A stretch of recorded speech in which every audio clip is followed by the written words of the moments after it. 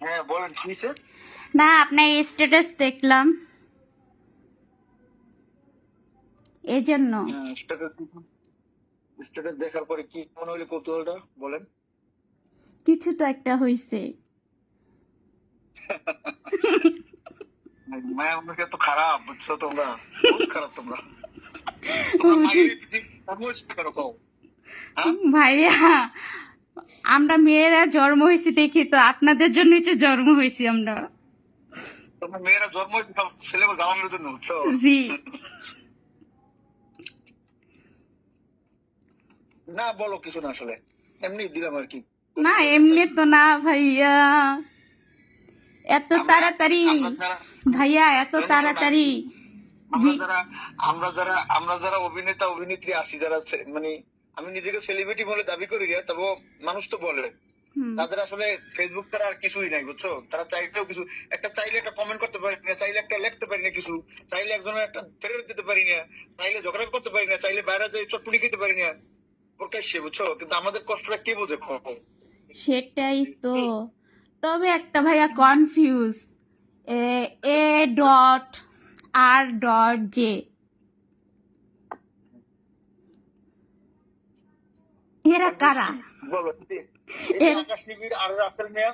Yes জেটা confuse ভাইয়া, জেটা কে, জেটা কনফিউজ এই জন্য কল দেওয়া।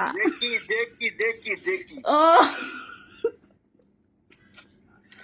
ভাইয়া কি হয়েছে? আপনিও কি শেষ পর্যন্ত কট খাইলেন? এটাই আর কি ভাইয়া সত্যি অনেক আফসোস লাগতেছে, শেষ পর্যন্ত মুন্না খান কট। লেগে দাও, পোস্ট করে দাও, শেষ পর্যন্ত মুন্না খান কট খাইছে। কি হয়েছে ভাইয়া এত তাড়াতাড়ি? মুন্না খান কট খায় না, মুন্না খান কট দেয় বুঝছো। হ্যাঁ আপনার পোস্টই বোঝা যায় মুন্না খান কট খাইছে। কট দিলে তার এই পোস্ট হইতো না। না না, তুমি এত রাত্রে সজাগ কেন? খাওয়া দাওয়া করছো? জি ভাইয়া খাওয়া দাওয়া করছি।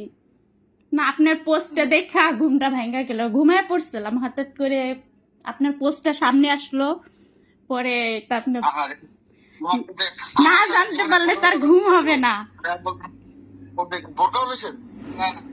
না জানতে পারলে তো আর ঘুম হবে না, এই জন্য জানি বিষয়টা কি। ডট ডট দেখি তো বুঝতে পারছি, যেটা নিয়ে কনফিউজ হলাম। ওখানে আরো দুইটা অক্ষর বলবে, একটা ডি বইবে আর একটা কি জানি ওই যারার পাপার নামটা আমি ভুলে গেছি গিয়া। জাবেদ আরেকটা জে আর একটা ডি বইবো, দাঁড়া ডি বসবে কেন? ডি তো ভাইয়া। হ্যাঁ ডি তো তোমার ভাইয়া, সমস্যা কি? ডি তো ভাইয়া, তাহলে ডি কেন বসবে ভাইয়া? ডি বসাই দিয়া কি?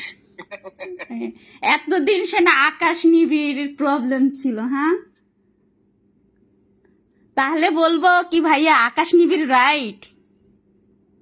আকাশ নিবিড় রাইট নেই, আকাশ নিবিড়ের দোষ আছে। দোষ তো আছে, আকাশ নিবিড় রাইট নেই, দোষ আছে আকাশ নিবিড়ের। দোষ তো আছে, ঠিক আছে দোষ আছে যে আকাশ রাসেলের যে বিয়েটা ওইটা নাইয়া করে ও বিয়েটা করে ফেলছে। আকাশ নিবিড় ভালো মানুষ না, আকাশ নিবিড় ভালো মানুষ না, সে যেটা করতে আছে সেটা তার পার্সোনাল ব্যাপার। আকাশ নিবিড় ভালো মানুষ না, আকাশ নিবিড় যদি ভালো হইতো তার রাসেল মিয়ার নামে এত পোস্ট, আমার নামে এত পোস্ট কেন করবে? ওয়াই করছে যে আপনি সাপোর্টে ছিলেন না, আপনি তো সাপোর্টে ছিলেন, সাপোর্ট দিতে দিতে নিজেই কট খেয়ে গেছেন।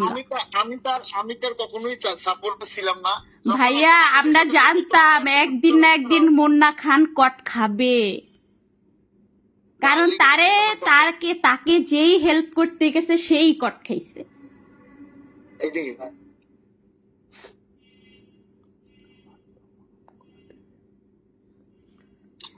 আবার তো মাফ করে দিবেন ভাইয়া, কালকে এখন বিজে আবার তো মাফ করে দিবেন।